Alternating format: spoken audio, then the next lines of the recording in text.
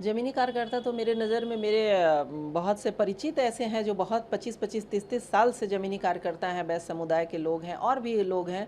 तो ऐसा तो कुछ नहीं है, मुझे तो लगता है कि उन्होंने अपना उत्तराधिकारी उतारा है। अच्छा। नितिन नवीन जी ने अपना उत्तराधिकारी उतारा है। पर बीजेपी ये दावा कर रही है कि भाई ज़मीनी कार्यकर्ता हैं, लोगों के बीच में रहे हैं, कंटिन्यू मिलते रहे हैं, ये सब चीज़ें भी कह रही है। तो आप कैसे देख रही हैं इसको?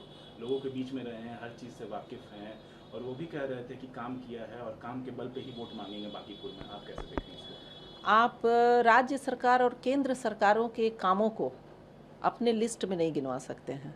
आप कहेंगे कि ये गोलंबर का मैंने पुल बनवा दिया, आप कहेंगे कि जो इतने पुल पुलिया बने वो आपने नहीं बनवाए, वो केंद्र सरकार और राज्य सरकार की योजनाएं थी जो अपने अपने जगह पे बनी और बन रही हैं।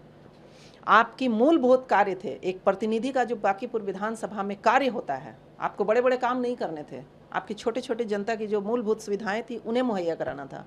आपने गली नली सड़क, बिजली के खंभे, स्वास्थ्य, शिक्षा, सामुदायिक भवन, इस पे अपना टाइम इन्वेस्ट करना था, जो आपने कहीं ना कहीं इस विधानसभा को पूरी तरह से इग्नोर करते हुए सिर्फ अपना मंत्री पद संभाला और अपने पार्टी के लिए कार्य किया।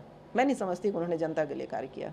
अगर जनता के लिए कार्य किया होता तो आज बांकीपुर की तस्वीर अलग होती, दूसरी होती और लोग खुश होते। आप कहीं भी किसी भी लिंक रोड में जाइए या मेन रोड में जाइए, आपको टूटी हुई सड़कें पिछले किए गए कार्यों की गवाही दे रहे हैं। टूटे हुए मेन होल अभी देखेंगे आप, बड़े बड़े चेंबर ऐसे ही ओपन है, ऐसे ही ओपन है कि रात में अगर कोई व्यक्ति अगर फ़ोन से बात करते हुए चला जाए तो वो उस गड्ढे में गिर जाएगा। तो बहुत दुर्दशा है।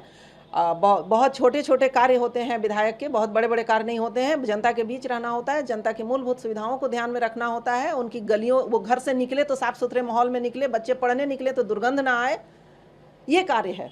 आपने इन कार्यों को कभी नहीं किया, बस होते रहे। काम है तो होता ही रहेगा। आपके कार्यकर्ता कुछ ना कुछ जो टेंडरबाजी आप करते रहे, अपने कार्यकर्ताओं को, किसी एक दल के कार्यकर्ता को जो आप टेंडर देते रहे, तो कुछ ना कुछ होता रहा बस। आखिर जो दावा कर रही है बीजेपी की बांकीपुर में जो है कई सालों से, मतलब कि बीजेपी के ही विधायक रहे हैं, उन्होंने बहुत काम किए हैं, काम पे ही वोट मांग रहे हैं।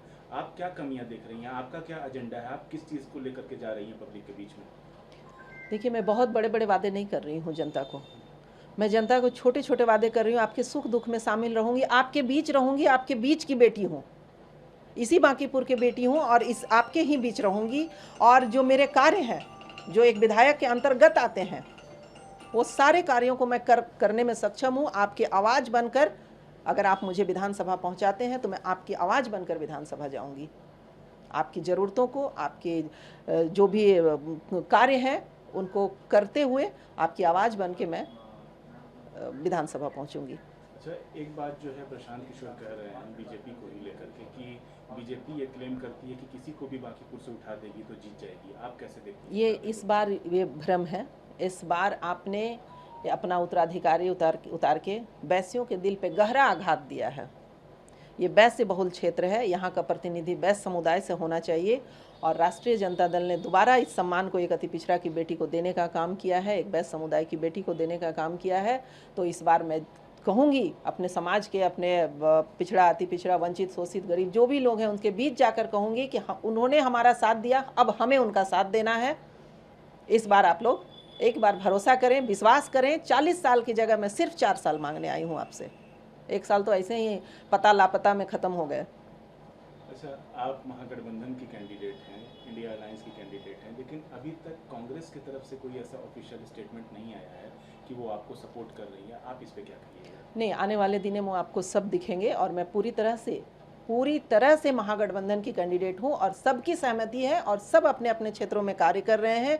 आज भी हमारे सारे घटक दल एक साथ हैं और हम लोग ये चुनाव लड़ेंगे पूरी एकजुटता के साथ। आप लोग पूरी एकजुटता के साथ, पूरी मजबूती के साथ, पिछली बार से दुगनी मजबूती के साथ इस बार हम लोग लड़ेंगे और ये चुनाव जीतेंगे। जनता के बीच जा रहे हैं, जनता का विश्वास मांग रहे हैं, जनता का समर्थन मांग रहे हैं। एक बार आप भरोसा करके देखिए, सिर्फ 4 साल की बात है। अगर आपका भरोसा टूटता है तो दूसरी बार मुझे मत लाइएगा, यही कह सकती हूँ। अच्छा, जैसे पिछले चुनाव में 25 के चुनाव में देखा गया था कि कांग्रेस के भी कैंडिडेट उतरे हुए थे कि विधानसभा में, आरजेडी के भी थे।